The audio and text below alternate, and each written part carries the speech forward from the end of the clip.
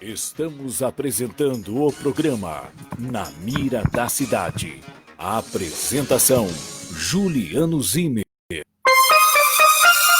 9h08.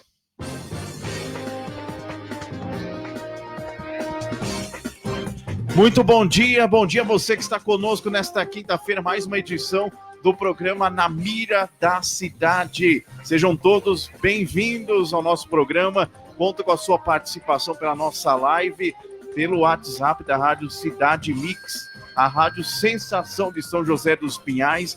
Devagarinho, né, Haroldo? Devagarinho, Everton Moreira chegando lá nas alturas. Bom dia, Everton Moreira, comigo mais uma vez nessa edição. Vamos discutir vários assuntos, né? Política federal, estadual, municipal, pegando fogo, né? O cenário político em todo o canto, e aí com a situação do Covid-19, a questão também do auxílio emergencial, as pessoas com dificuldade para receber, nós vamos falar sobre isso também, né? Pegando fogo lá no Congresso Nacional, muito assunto hoje, né, Everton Moreira? Bom dia, seja bem-vindo em mais essa edição do programa Na Mira da Cidade. Bom dia, Juliano, bom dia, Haroldo, bom dia a todos que estão acompanhando através da live no Facebook e através do aplicativo também. Muitas notícias, muitos fatos aí nas últimas horas, né? E vamos para cima aí, vamos levar informação com toda aquela opinião pessoal aqui que a gente tem aqui e de vários ângulos. Bom dia, Haroldo Nascimento, seja bem-vindo. Tem muitos assuntos aí em São José dos Pinhais que nós vamos tratar daqui a pouquinho. Muito bom dia, Juliano Zimmer, muito bom dia, Everton Moreira. Começando mais um programa Na Mira da Cidade, trazendo os principais fatos e assuntos que acontecem na política nacional, acontecem também aqui na nossa região municipal e estadual, levando todas essas informações, junto com o Juliano Zimmer e também a opinião de Everton Moreira. Vamos lá então, dando sequência aqui no programa. Hoje é 7 de maio de 2020, em uma data como essa, no ano de 1990, 30 anos, os 54 deputados estaduais do Paraná, por unanimidade, decidiram congelar e reduzir os próprios salários em pouco mais de 10%. Na época, o salário deles era de 678 mil cruzeiros e eles baixaram para 606. Apesar da decisão, o salário dos deputados estaduais naquela época ainda eram os mais altos do país, superando até mesmo o salário dos deputados federais. Olha só, hein? Um fato marcante também há 30 anos atrás. Pena que hoje eles não pensam da mesma forma, né? E continuam querendo aumentar seus salários e benefícios. Vamos lá então, trazendo a primeira notícia, o primeiro destaque dessa manhã. Pegando fogo à política nacional. Por quê? O Supremo Tribunal Federal está se intrometendo cada vez mais nas decisões do Poder Executivo, ou seja, do Presidente da República. E sobre isso, os ministros do Supremo encaminharam um pedido para a OAB e também para a Procuradoria-Geral da República, pedindo um parecer em no máximo 5 dias com relação as decisões monocráticas do Supremo, ou seja, aqueles ministros que decidem por conta própria barrar nomeações do presidente, enviar liminares aos parlamentares e ao Poder Executivo, sem consultar todo o plenário, toda a corte, né? São 11 ministros do Supremo e os 11 devem votar nas decisões da corte, não só um ministro tomar as decisões. Então essa decisão serve para impedir aí, por exemplo, que o Supremo tome qualquer medida com relação ao Poder Executivo, interferindo nas nomeações, evitando com que o presidente nomeie quem ele quiser. Então é preciso fazer um debate sobre esse assunto e o Congresso Nacional, os senhores deputados, senadores, devem entrar também nessa discussão junto com a população. São 513 deputados, 81 senadores que representam o Brasil lá no Congresso Nacional e eles precisam chegar e bater firme em cima do Supremo Tribunal Federal e exigir que eles não se intrometam mais nos assuntos que diz respeito ao Estado. Isso é inconstitucional. Veja bem, muitas vezes isso aconteceu já na história da República, e quem pediu para que seja feita essa decisão de se debater entre os ministros as decisões do Supremo foi o ministro Celso de Mello, né? Marco Aurélio Mello. Ele que é primo do ex-presidente Fernando Collor de Mello, foi indicado nos anos 90 para o Supremo, só que esse mesmo Marco Aurélio Mello, viu, Everton Moreira, ele mesmo já enviou várias liminares sem sentido para o Congresso Nacional. 2013, estava tramitando um projeto de lei que proibia a fusão de partidos políticos, para que os políticos não pudessem trocar de partidos antes das eleições. Marco Aurélio Mello encaminhou uma proposta para lá, juntamente com Gilmar Mendes, proibindo essa prática, depois que o projeto já tinha sido votado na Câmara e no Senado. E eu me lembro muito bem também de outra situação. Em 2011, o Marco Maia era presidente da Câmara dos Deputados, e o próprio Marco Aurélio Mello mandou uma liminar proibindo, no caso, ele proibiu que um suplente do partido, ele queria que um suplente do partido assumisse o cargo vago na Câmara Federal. Mas a proposta do presidente da Câmara e dos deputados era que o suplente da coligação assumisse a cadeira vaga na Câmara Federal ou no Senado. E aí o Marco Aurélio Mello mandou uma liminar querendo se meter nas decisões da Câmara. Em 2016, o mesmo Marco Aurélio Mello afastou da presidência do Senado o Renan Calheiros. Quando que na Constituição isso é permitido? Que o ministro do Supremo afaste um presidente da Câmara ou do Senado. Então foi um bafafá danado, porque segundo Marco Aurélio Mello, na época o Renan Calheiros era réu num processo judicial e ele estaria na linha de sucessão do presidente da República, ou seja, na falta do presidente e do vice, ele seria quem assumiria o cargo. Então, por ele estar na linha sucessória do presidente, ele não poderia estar na presidência do Senado. Uma coisa absurda, uma liminar absurda que não foi levado para frente. Então, são vários casos. E agora, por último, do Bolsonaro, né, o ministro Alexandre de Moraes, como nós já discutimos aqui, proibindo o presidente Bolsonaro de nomear quem ele quiser para a Polícia Federal.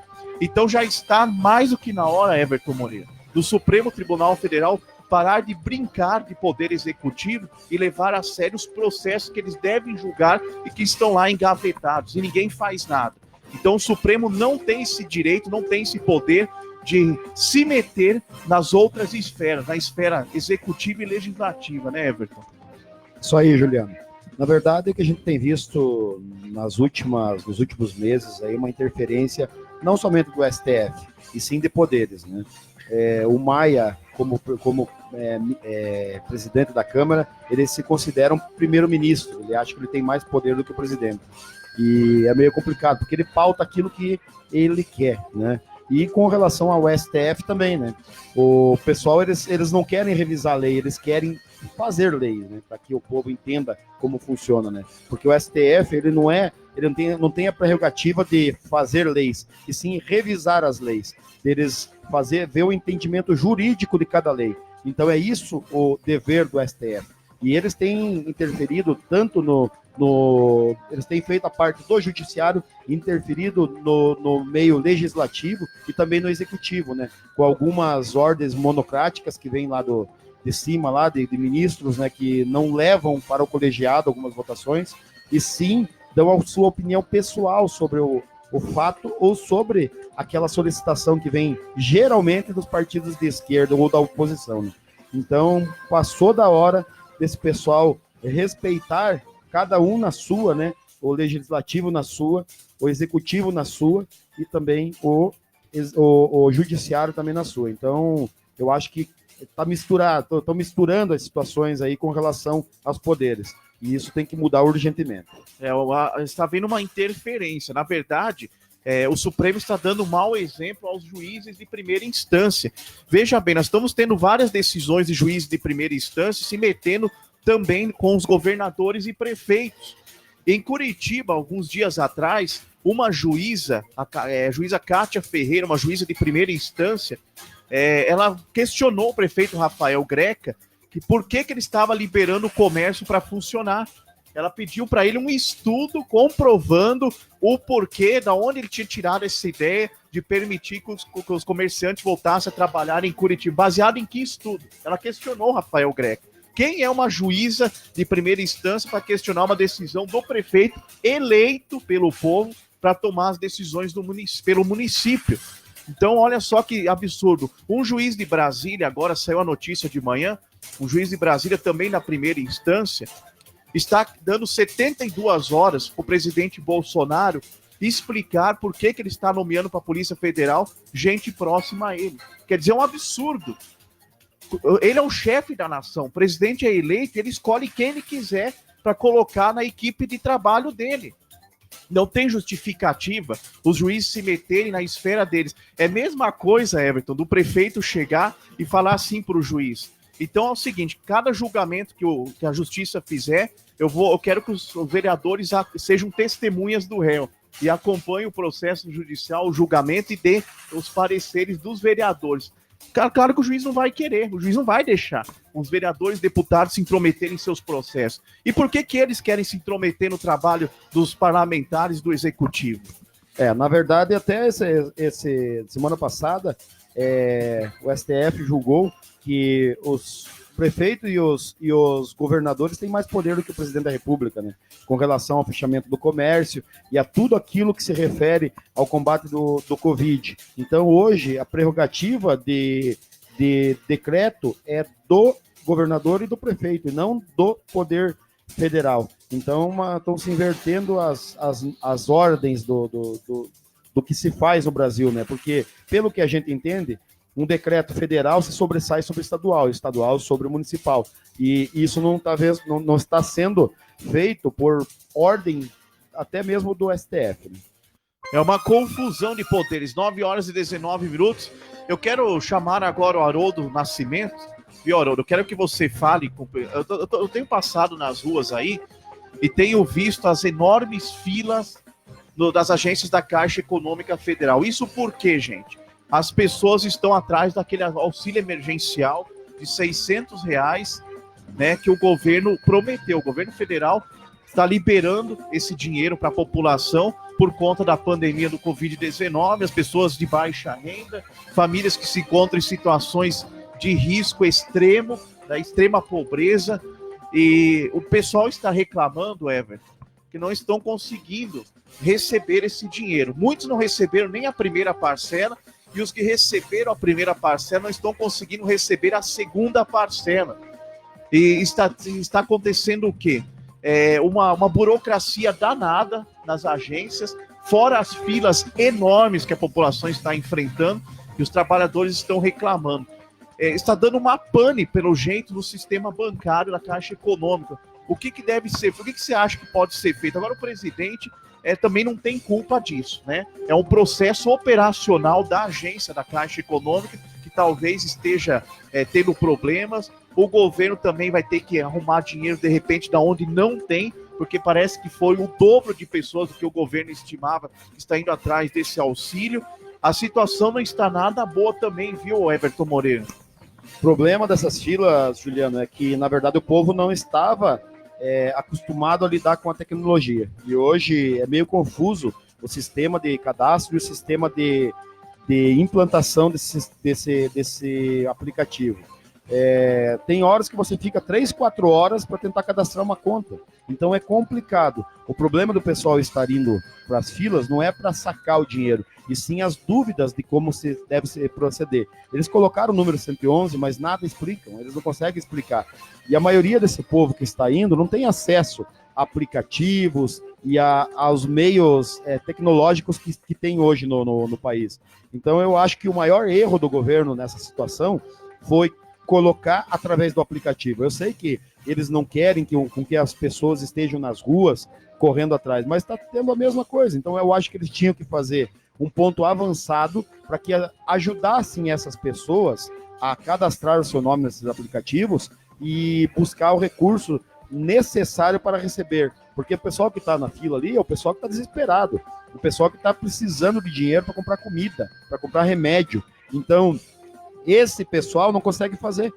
Eu peguei para fazer aqui, ó, pessoalmente 2 pessoas me pediram, e eu demorei 3 dias para conseguir fazer, sabe? Você entra ali num cadastro de uma conta e você não consegue cadastrar a conta do cidadão, porque demora 6 horas. A hora que você começa a ter um círculozinho azul, a hora que você começa a fechar aquele círculozinho azul, ele diz, você entrou na fila novamente, você saiu da fila. É complicado. Então, na verdade, o governo tinha que agir de forma de montar uma central de atendimento para esse pessoal, mas não via telefone, não via redes sociais, via presencial, para que esse pessoal tivesse a ajuda necessária para poder cadastrar o nome e poder buscar esse recurso.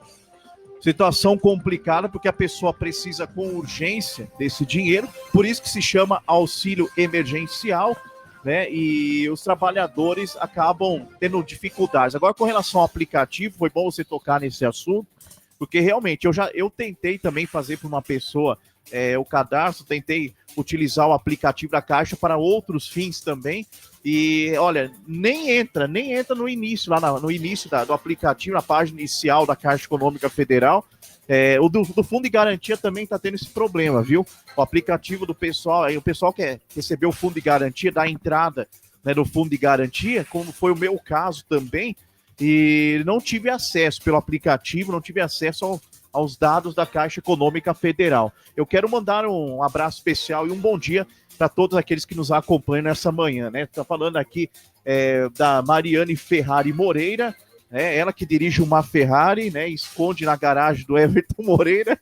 Essa Ferrari aí, Everton, fiquei sabendo que você comprou uma Ferrari nova, eu quero dar uma passeadinha. Eu tenho 4 Ferrari em casa, né, como eu costumo fazer. Comprou uma agora, essa semana aí. No meio da crise, o homem tá comprando Ferrari, hein?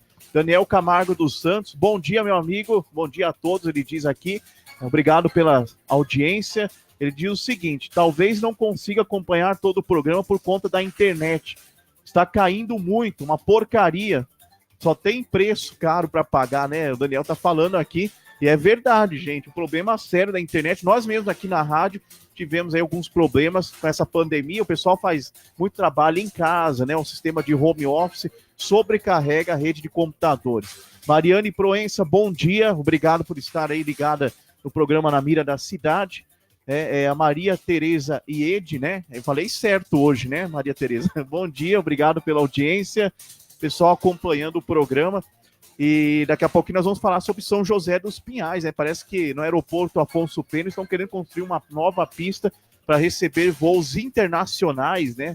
Voos da Europa, de outros países, no meio de uma pandemia dessa, o pessoal preocupado em construir, Everton Moreira, uma nova pista no aeroporto. Isso aí, né? Eu acho que isso já faz parte de um planejamento, de uma retomada da economia, né? Eu acho que vai ser fundamental para São José dos Pinhais. Juliano, antes eu queria só dar um toque para o pessoal, que a partir da próxima quarta-feira, nós vamos fazer um programa aqui, direto da rádio, às 8 horas da noite, na quarta-feira, que vai ser um programa chamado Bate-Papo da Cidade. Opa! É um bate-papo com os ouvintes, com os amigos, com as pessoas que queiram saber algumas curiosidades sobre a gente, sobre a cidade, sobre o estado, sobre tudo. É um bate-papo mesmo, é aquele bate-papo entre amigos, né? Nós aqui e os amigos do outro lado da rede. Então, convidar o pessoal que a partir da próxima semana a gente vai ter esse programa, né? Idealizado aí por mim, pelo Haroldo, né? E vai ter várias pessoas aí convidadas. Sempre vai ter 1 ou 2 convidados aí da gente para poder bater um papo aí com o pessoal. Semana que vem a gente vai trazer a cantora que está em início de carreira, né? A Bruna Letícia, para ela contar um pouquinho de como está sendo esse início de carreira dela aí para o povo, até para inspirar aí quem tem talento e quer começar na arte. Olha só que bacana, hein? O Everton tinha me falado isso nos bastidores, o Haroldo também, o nosso diretor, sobre essa novidade da Rádio Cidade Mix, né? Vem então esse programa, será às quartas-feiras.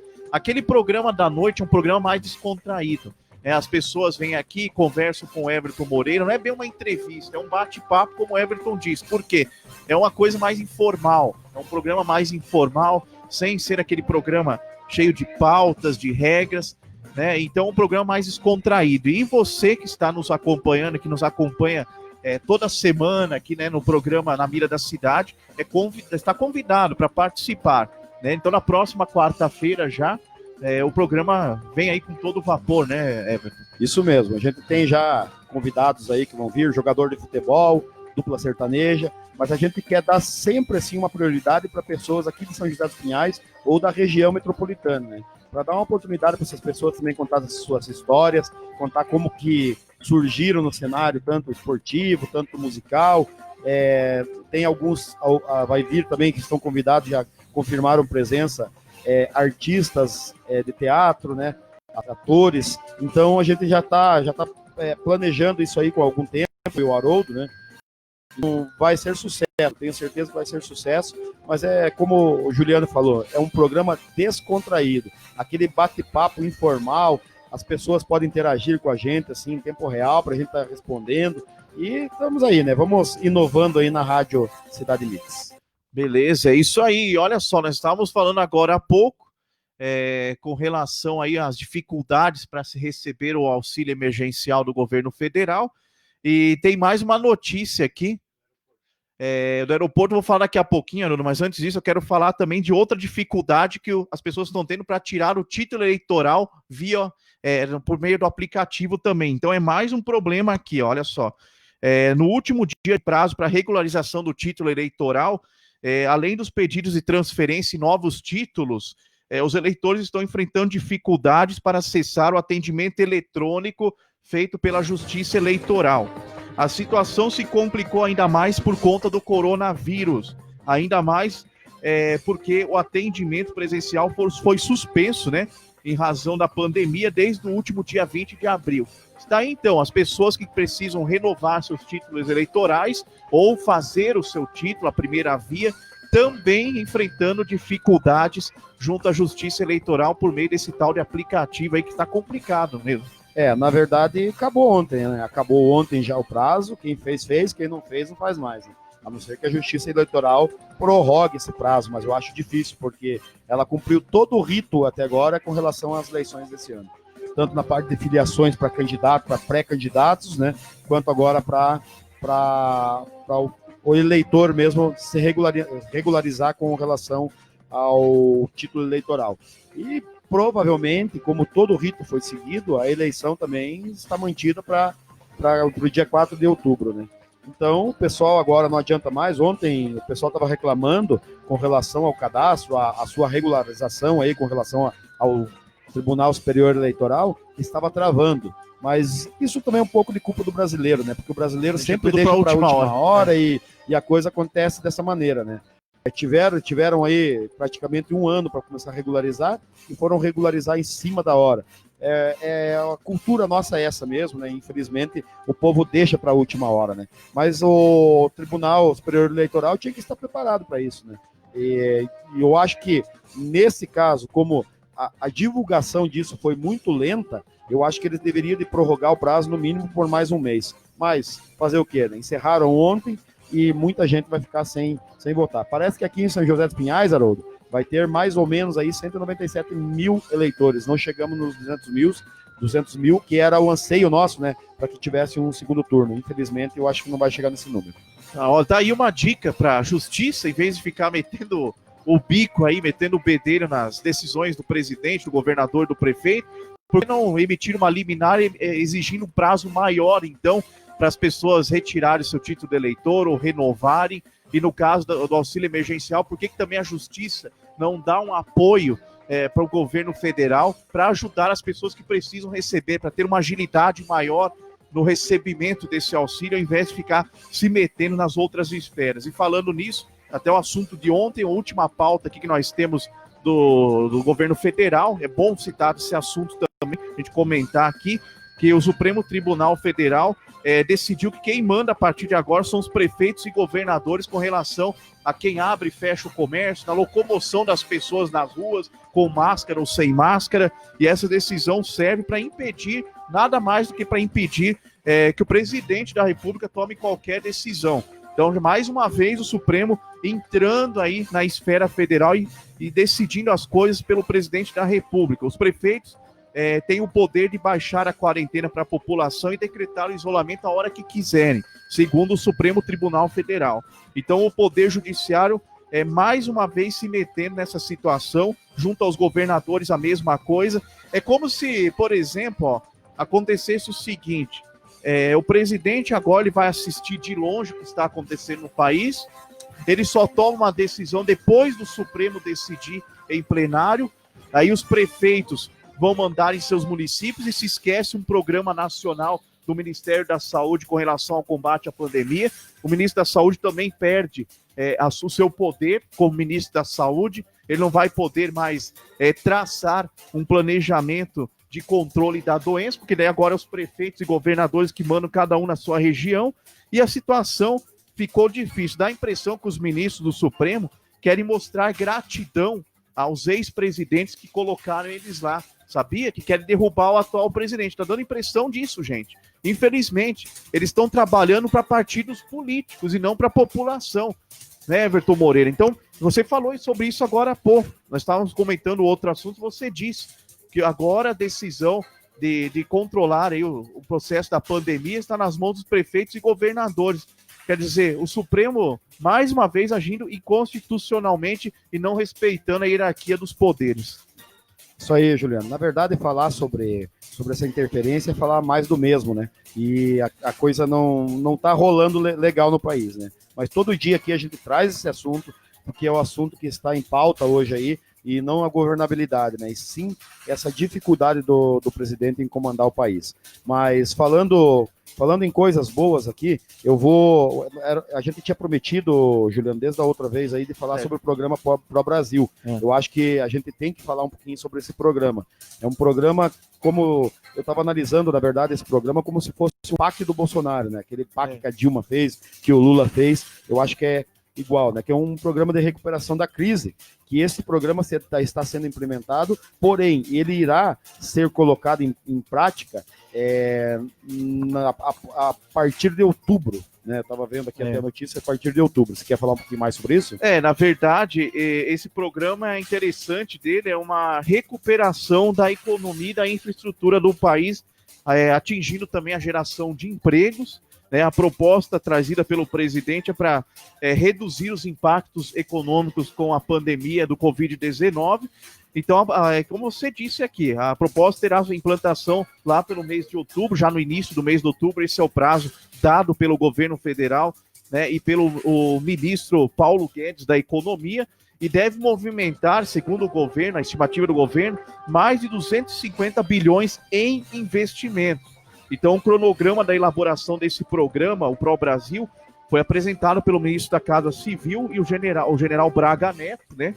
Já apresentou, né? O engraçado disso é que, por exemplo, o ministro da Economia não participou, né, do lançamento. Estranho, porque até essa pauta é uma pauta totalmente diferente do que pensa o ministro, né? Ela está indo mais no lado do Bolsonaro. Não sei se não está tendo também uma interferência com relação a esse projeto, né? Porque o que o nosso ministro da Economia, ele quer hoje é desestatizar o país. Ele quer ter uma forma de que o país faça as reformas e não dependa muito do governo, né? E sim da iniciativa privada. E aqui está indo totalmente ao contrário do que pensa o ministro, né? Então, o governo vai injetar dinheiro nisso aqui. E, na verdade, eu estava vendo, Juliano, não são 250 bilhões, são, na verdade, 280 bilhões. Falaram 250, mas é um pouquinho vai ter mais mais. Uma contrapartida do governo com 30 bilhões. Mas o projeto é um projeto confuso, a gente ainda não sabe o que vai acontecer, né, com relação a esse projeto, porque eles fizeram uma apresentação no PowerPoint onde que eles não conseguiram explicar muita coisa. Mas eu acredito que o governo, o Bolsonaro mesmo já tinha falado que eles vão investir em acabar todas as obras que ficaram paradas pelos governos anteriores e também com relação a fazer nova infraestrutura no Brasil, né? Ferrovias, hidrovias, né? Rodovias também. Então eles vão aplicar muito na infraestrutura. E um dos processos também é o processo de vender tudo aquilo que o governo não se utiliza, né? Um processo de privatização aí, de vender todas as estatais aí que estão ociosas. Que é um inchaço na máquina pública, só causa despesa para o governo e não dá lucro. E o ministro da Infraestrutura, Tarcísio Freitas, e o ministro-chefe da Casa Civil, General Braga Neto, que estão comandando esse programa. Agora, é muito parecido com um programa americano que foi lançado lá depois da Segunda Guerra Mundial. A Europa teve muitos problemas com a crise da Segunda Guerra, e eles fizeram um plano parecido para acabar aí dando assim, digamos assim, uma potencialização na economia americana, entre 47 e 51, o Plano Marshall, né, o famoso na história mundial. E, como você disse, com relação, é parecido com o PAC, o Programa de Aceleração do Crescimento, criado pelo ministro do Planejamento, na época, o Paulo Bernardo, em 2007, nos moldes aí de desenvolvimentos petistas na época, programas sociais. Veio aqui, o Paulo Bernardo veio em Curitiba, eu participei da coletiva de imprensa naquele ano, em 2007, para falar sobre a instalação do metrô em Curitiba, que também não saiu do papel, né? Ficou anos e anos parada essa ideia aí de se colocar um metrô em Curitiba, junto com o ministro Paulo Bernardo. O ex-presidente Lula veio para cá também na época, fez uma propaganda, era o governo Requião, estava aliado com o PT na época e não deu certo. Então, esperamos que esse pró-Brasil realmente funcione, mas eu acho ainda, Everton, que o presidente deveria dar mais detalhes, como você bem colocou, sobre esse programa, como que vai funcionar, realmente quais áreas serão atingidas, para quando que vai começarem a ser feitas as obras. O programa é para começar em outubro, a funcionar em outubro, mas uma previsão, quais estados vão ser mais beneficiados, em que setor, transportes, na saúde, na educação. Então falta mais detalhamento dessa proposta. Isso aí, Juliana. Eu acredito que o governo vai injetar mesmo dinheiro na infraestrutura, né? Não vai ser nem em programas de saúde, programas sociais. Eu acho que vai ser mesmo na questão da estrutura do país, né? Então, vamos esperar, vamos aguardar aí que venham esses detalhes aí para a gente poder também dar uma opinião sobre os programas que ele irá lançar, né? Sobre o real, aonde esse projeto irá atingir, né? Beleza? Vamos lá, dando sequência, 9 horas e 39 minutos, 9h39, confirmando a hora certa aqui no programa Na Mira da Cidade. Olha só, o Daniel Camargo dos Santos participando conosco, ele diz o seguinte aqui, ó. Já faz mais de 25 anos que estão fazendo essa pista, sobre a pista lá no aeroporto Afonso Pena, uma pista para receber aviões europeus. Ele fala o seguinte, eu lembro que na época foi indenizado parte de alguns bairros ao redor dos limites do aeroporto. E até agora nada. Vamos ver por quanto tempo vai perpetuar essa novela. Interessante o comentário, né?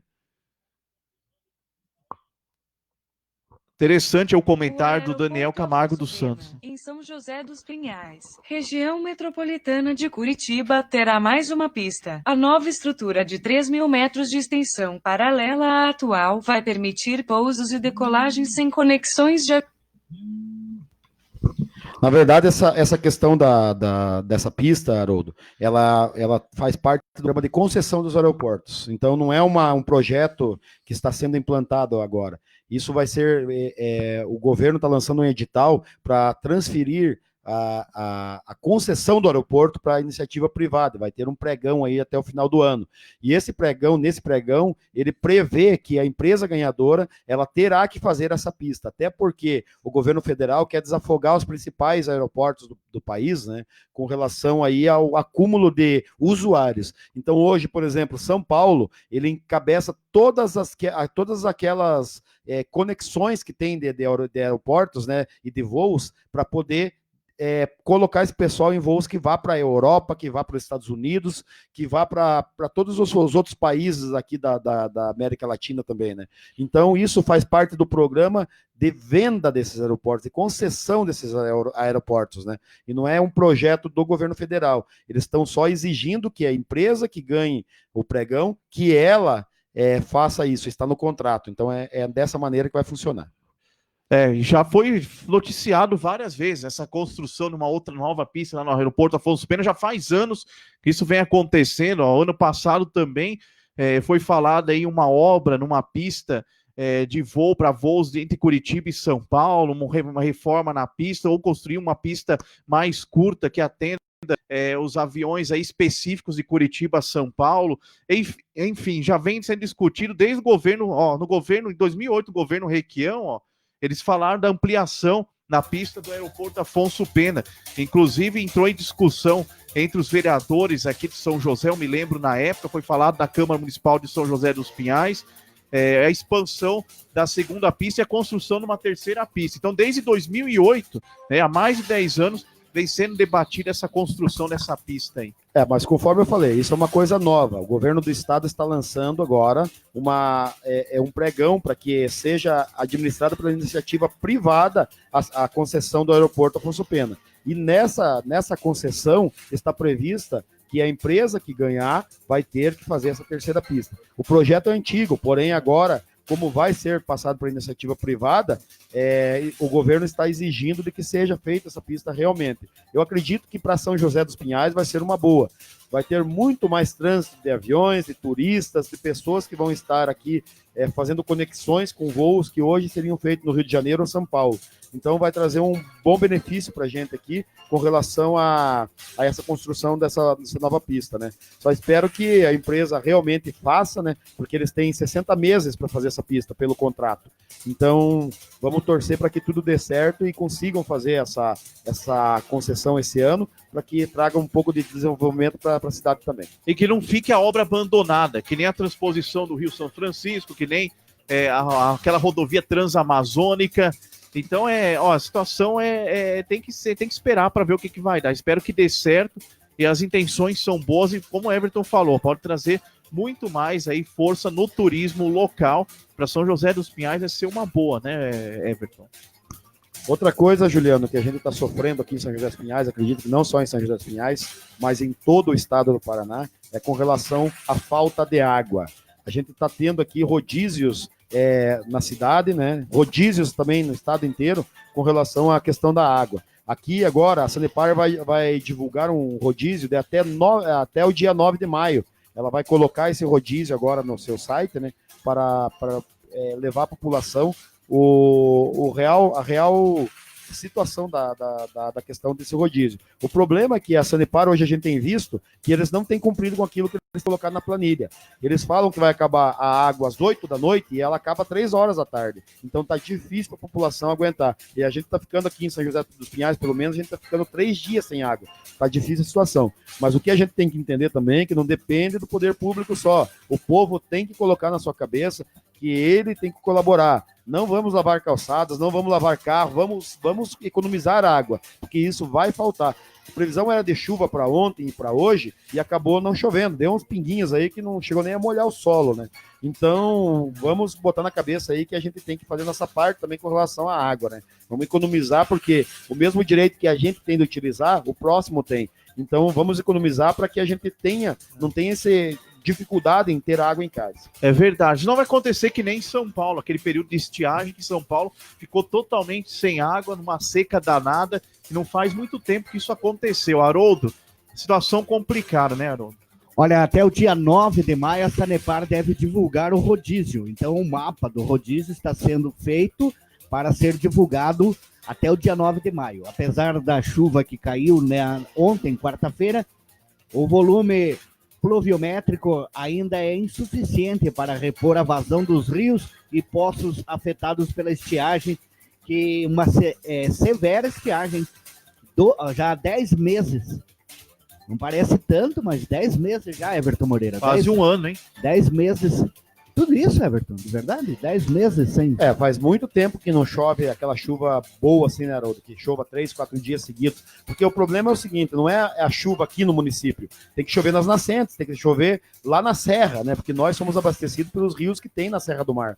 E nascem na Serra do Mar, né? Então, para resolver o problema, tem que chover na cabeceira dos rios e não aqui na cidade. Porque a água aqui da cidade, ela geralmente é uma água que vai ser poluída, vai cair nos rios e não vai ter uma utilização. Então a gente precisa que as nascentes se reforcem e que chovam na cabeceira dos rios e não aqui na cidade, né? A Sanepar mantém o rodízio no sistema de abastecimento de Curitiba e também a região metropolitana, com programação até o dia 9 de maio, normalização no dia 10.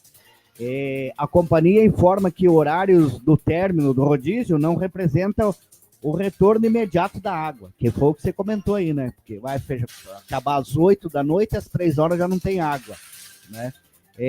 A orientação é que os moradores façam uso racional da água, atentados também para o hábito da higiene, principalmente para a prevenção do coronavírus, Covid-19. A prioridade deve ser alimentação e higiene pessoal.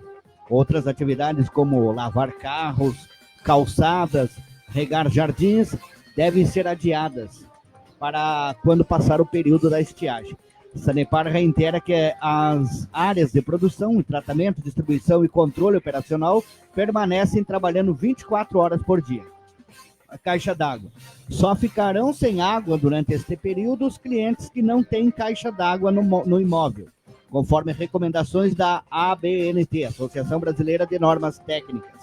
A Sanepar recomenda que cada imóvel tenha uma caixa d'água de pelo menos 500 litros. Assim, é possível ter água por 24 horas no mínimo. A orientação é evitar desperdícios, priorizando o uso da água para higiene pessoal e alimentação. A Sanepar conta com a colaboração de todos. E nós também contamos com a colaboração da Sanepar também, né? Na questão valores, na descontar questão... descontar do usuário, os dias parados, os dias que está sendo feito um racionamento, não deveriam ser cobrados do consumidor. Mas ali foi feito aquela situação que foi diminuído a quantidade de metros cúbicos, mas não foi diminuído o valor. Exatamente. E a gente pode ficar 30 dias sem ter água em casa, a gente vai ter que pagar o mínimo de metros cúbicos. Não muda o valor não muda. Teria que ser apresentado no relógio lá que não houve alteração, então vem zerado, mas não vem zerado, vem com a taxa mínima. Use ou não use, você vai ter que pagar. Não sei se o Everton tem aí mais ou menos quanto custa, né, essa taxa mínima de metros cúbicos, se é 60, 70 reais. Lá em Curitiba é próximo de 70 reais. Na verdade, eu não sei quanto custa, né? Mas o problema é esse que o Haroldo falou. Se você usar 1 metro cúbico, você paga 15. Então é complicado. A Sanepar, o problema da Sanepar, Haroldo, que eu vejo hoje, é que a escassez da água também eleva os custos, né, do tratamento, porque em uma época normal, você conseguiria fazer o tratamento dessa água com menos recursos, né? Porque a água já vem limpa. Hoje eles estão tirando água até do volume morto já dos reservatórios para poder tratar. E esse tratamento ele fica muito caro, né? Mas como eu disse, eu acho que não depende só da Sanepar, só do poder público. A população tem que colocar na sua cabeça a consciência de que não pode desperdiçar água. Você passa em vários locais aí onde eles estão lavando veículos, estão lavando calçadas. Eu sei que é complicado, né, a questão de higiene e tudo, mas o povo tem que dar prioridade para aquilo que ele realmente precisa, né? Manter a água para as questões básicas, até porque a gente está vivendo um período de pandemia e a gente precisa de água para higiene, né? Para a gente poder fazer a alimentação, é para isso que o povo tem que guardar a água, né? E daí, a hora que vem a água, o povo resolve de gastar tudo que tem. E o problema nosso não é que a Sanepar não queira mandar água para a gente, é que não tem água. A gente está vivendo um período de estiagem muito grande. Então, vamos torcer aí para que chova, né, nos próximos dias, aí, nos próximos meses, para recuperar esse volume desses reservatórios e que a população também faça a sua parte. Para não acontecer que nem em São Paulo, como eu disse agora há pouco, só para contribuir com o debate aqui, no verão de 2015, lá em São Paulo, chegou a tal ponto que o reservatório de Bragança Paulista secou, a terra ficou super árida e o governador e o prefeito lá de São Paulo não tinha de onde tirar a água, as pessoas faziam filas com balde na mão, o governo distribuía, racionava a água, dividia por baldes quanto que cada pessoa iria levar. Daí eles deixaram uma quantidade um pouco maior de água para os shoppings e lugares onde tinha maior aglomeração de pessoas, né? Shopping centers, restaurantes, lugares públicos, para poder aí dividir bem a água. E muitas cidades passaram dias e até semanas sem uma gota de água. Foi uma estiagem muito grande que teve em São Paulo. Vocês devem se lembrar disso, período de seca, no ano de 2015, bem na época do verão, né, que é o período em que as pessoas mais utilizam a água, e naquela época já se fazia uma campanha de conscientização das pessoas, para as pessoas economizarem a água. Então, de lá para cá, se percebe que não houve essa conscientização, e hoje nós estamos pagando alto preço por isso. Verdade. Outra coisa também que a gente tem que levar aqui com relação às notícias das últimas horas é o aumento muito grande que teve de casos com relação ao Covid, né, Haroldo? Tivemos um aumento expressivo de quase 10 mil casos, mais de 10 mil casos nas últimas horas aí com relação ao contágio, né? Então as mortes também subiram, já estamos na casa dos 7 mil e poucos mortes aí no Brasil, e já estamos na sexta colocação aí com mundial com relação a mais casos, né? Então, está subindo muito, muito rápido aqui os casos no Brasil. Aqui no Brasil, ó, são 114.715 casos confirmados, 114, quase 115 mil. Mas saiu uma nova relação. Então aumentou, Juliano, aí. Que estamos com 127 mil. Né? Tivemos 51.370 recuperações, né, de pessoas que foram recuperadas, e já estamos com 8.588 mortes.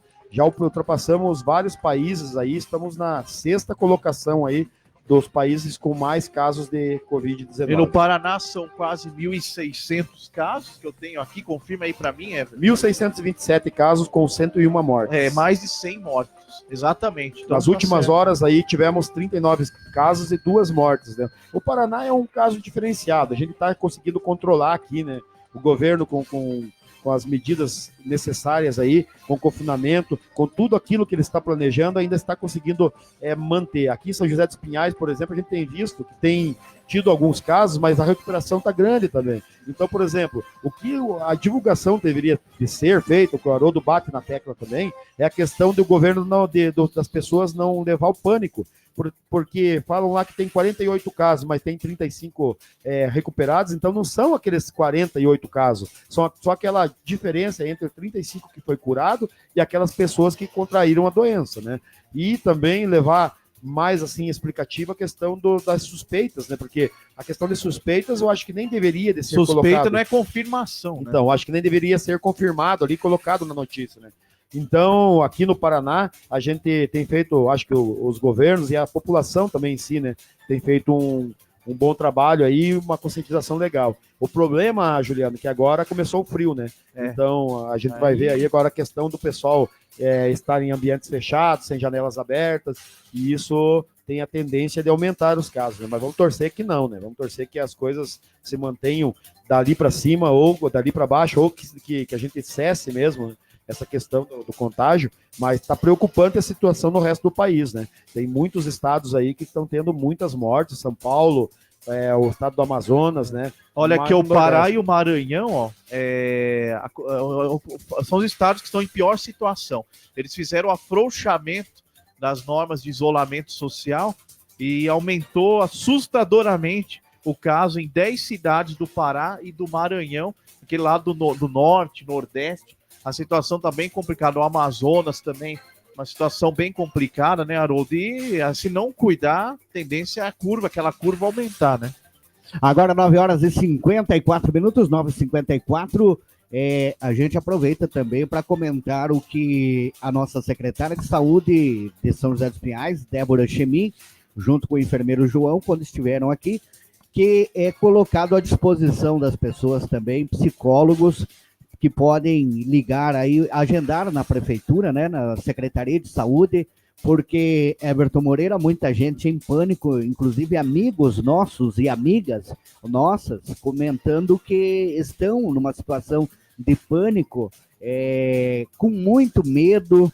Então, existe aí também esse trabalho feito e a preocupação da Secretaria de Saúde de São José dos Pinhais, para você que está em casa, que você está, de repente, em uma situação de pânico, entrar em contato com a Secretaria de Saúde do município de São José dos Pinhais. Depois a gente fixa aqui o telefone para que você possa conversar com um profissional, porque quando o Everton fala que eu bato na tecla, fica assim uma situação. Nós temos 35 casos recuperados e temos 44 casos confirmados, mas isso dentro de uma tabela contínua.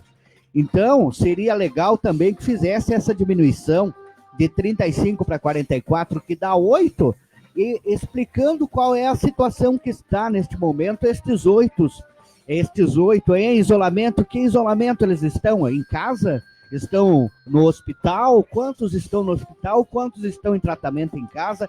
Fazendo essa diminuição, Everton Moreira e Juliano Zimmer, que isso acaba, porque o nosso cérebro, ele entende conforme o nosso olho, ele capta.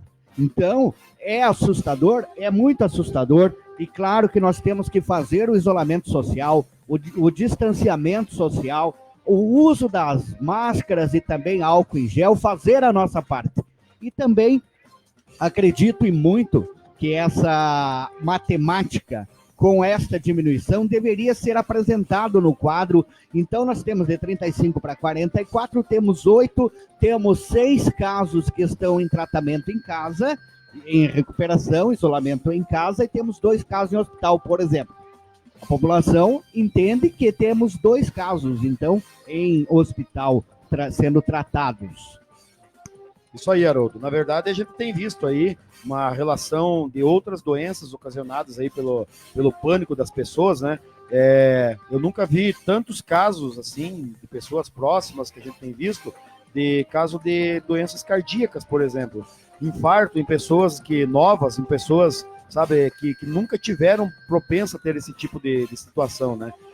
Temos visto também casos de suicídio, né? Não só de pessoas comuns, assim, mas de pessoas famosas. Mas né? principal, eu acredito que o infarto, porque é uma doença silenciosa e tem pessoas que podem acontecer o infarto fulminante sem ela ter apresentado qualquer tipo de problema de saúde antes, né?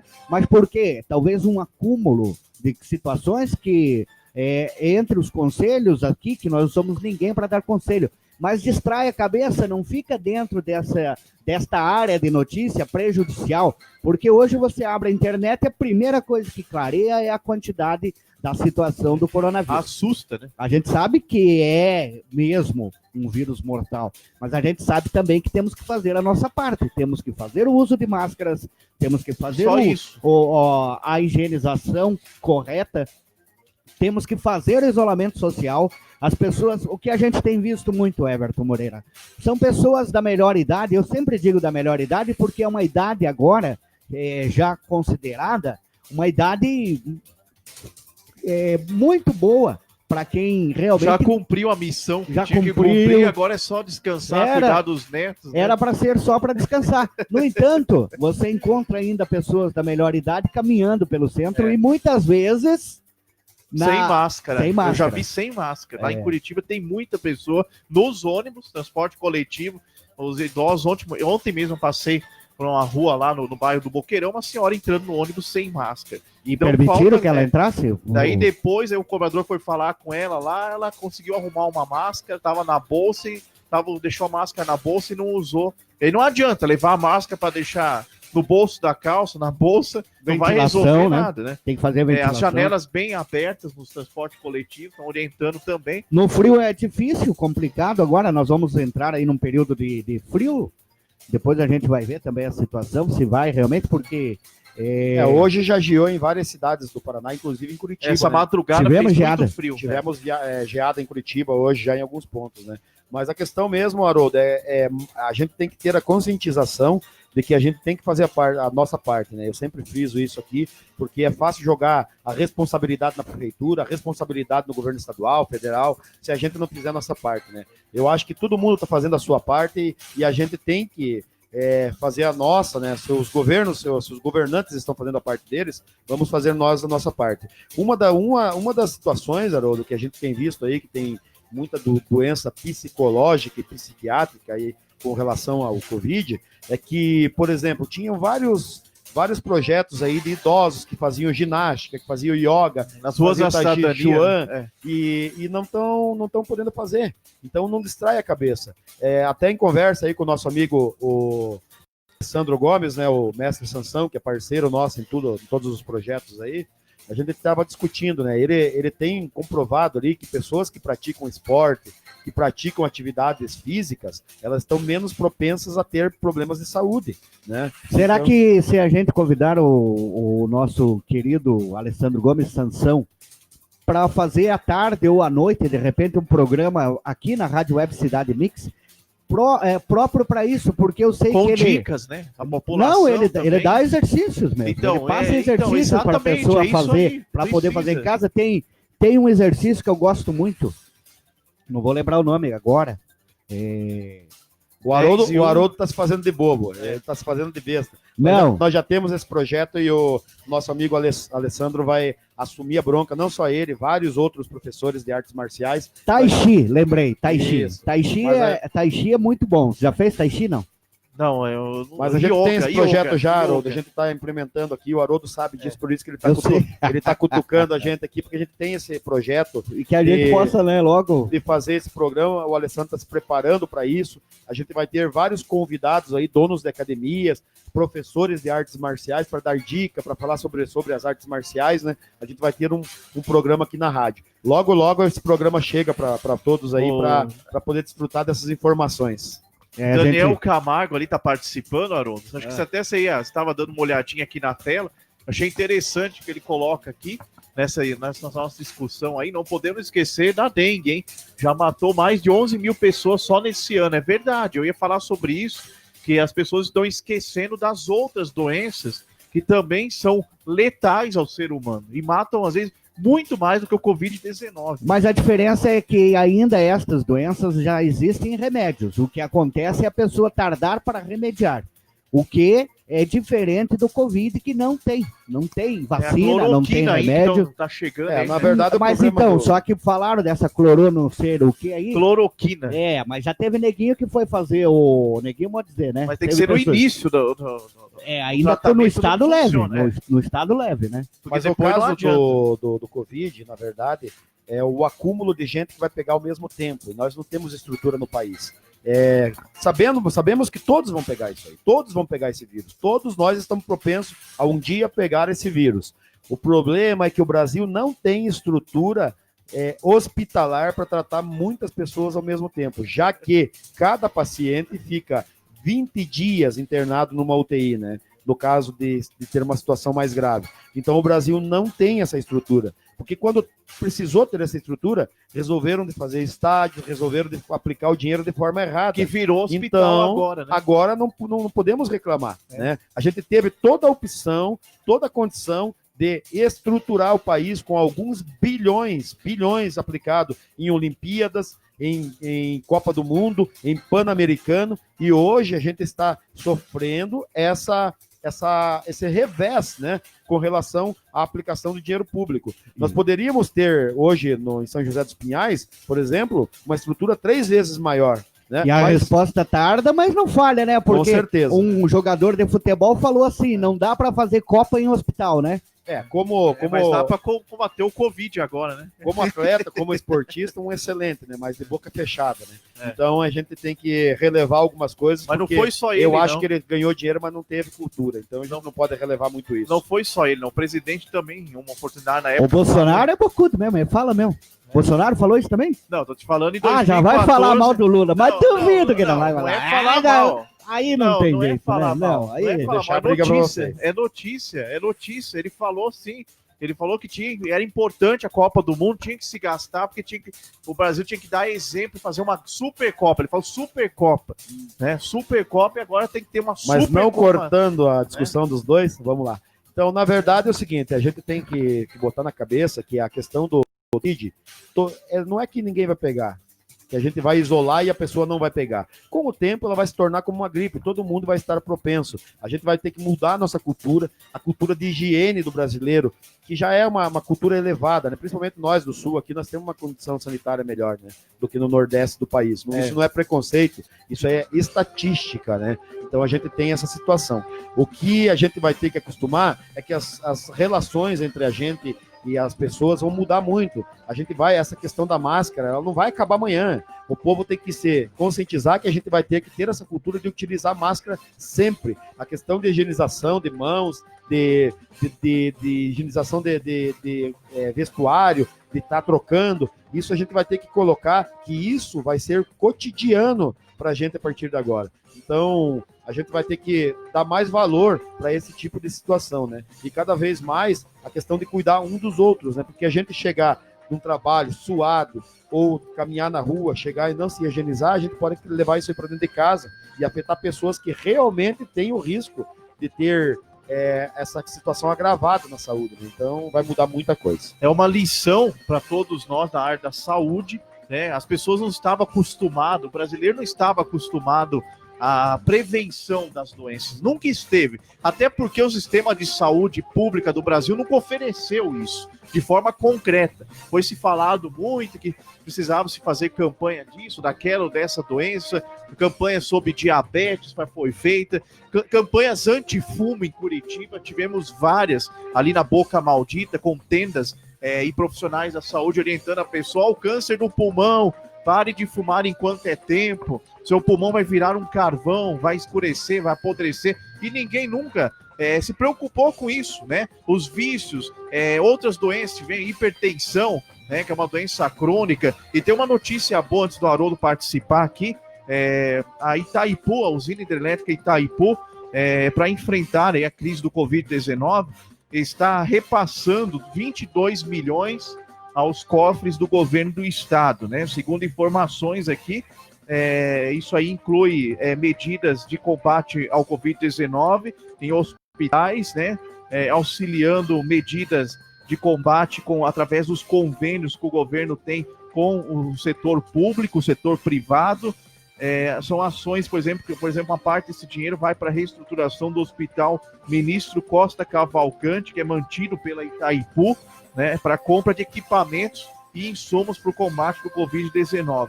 É interessante, então, essa doação, né, da hidrelétrica Itaipu, porque já vai ajudar muita gente comprando respiradores para hospitais, enfim, todos os insumos necessários, né? Na verdade, é uma iniciativa boa, mas o que eu espero da Itaipu é um pouquinho diferente. Tem conselheiros na Itaipu, conselheiros. Para que serve um conselheiro, Haroldo? Dá conselho, não é isso? Então, conselheiros da Itaipu que ganham aproximadamente R$45 mil por mês. E esses caras não são funcionários de carreira, eles são nomeados pelo presidente da República, eles são nomeados pelo poder público, né? Então é questão política mesmo, por um salário muito alto. O que tem que a Itaipu fazer, até para diminuir um pouco da nossa energia elétrica, é diminuir essas pessoas. Engraçado que, por exemplo, hoje aqui em São José dos Pinhais nós temos o Conselho de Segurança, Conselho da Saúde, Conselho do Adolescente, né? Conselho de vários conselhos, mas ninguém tem cargo, ninguém não ganha dinheiro, ninguém tem salário. Então isso que teria que mudar no país. Tem alguns cargos que são nomeados, né? E quem vai para esses cargos nomeados são geralmente aquelas pessoas próximas, né? Aquelas pessoas que deve favor para o outro. Então é isso que a gente espera da Itaipu, que ela, além de fazer essa boa ação, que não é com o dinheiro dela, que é com o dinheiro do povo, né?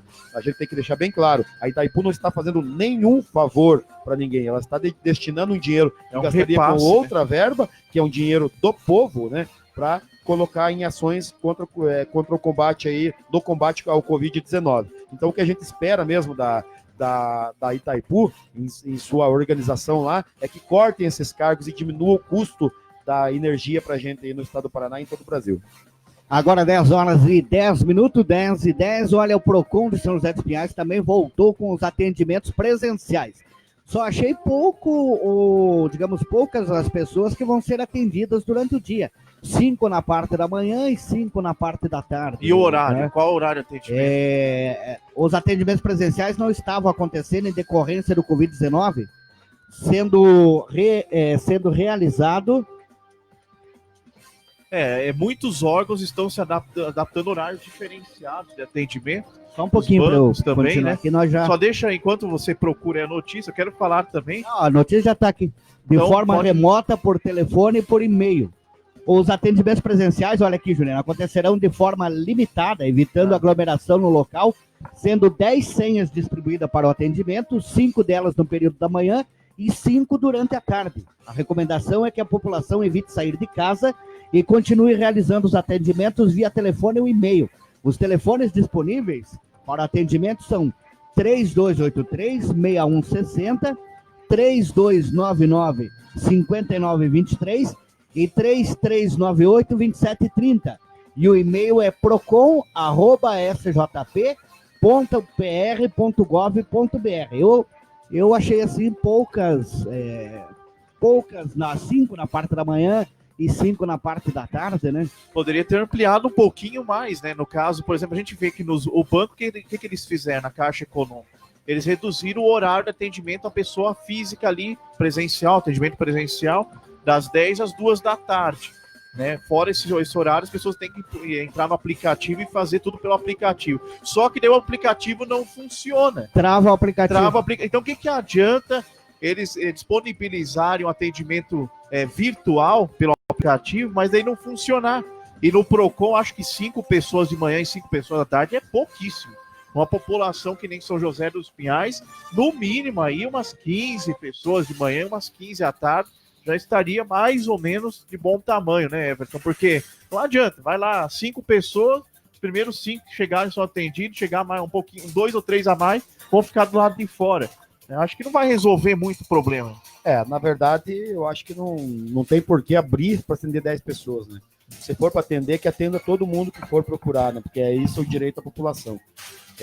Ou senão, que você faça um cadastro aí online ou um cadastro por telefone para agendar, né? Que essas pessoas agendem durante a semana. Agora, liberar 10 senhas, a pessoa vai lá, 100 pessoas para conseguir 10 vagas. Aí não tem condições e nem lógica disso, né? Então, faça um atendimento por telefone, né? Por aplicativo, por WhatsApp, para atender a população e tirar as dúvidas. Agora, não tem lógica de atender somente 5 pessoas de manhã e 5 à tarde. É um absurdo isso. Agora 10 horas e 12 minutos, Daniel Camargo, minha CNH venceu dia 25 de março e eu não reparei, não vi, não notei.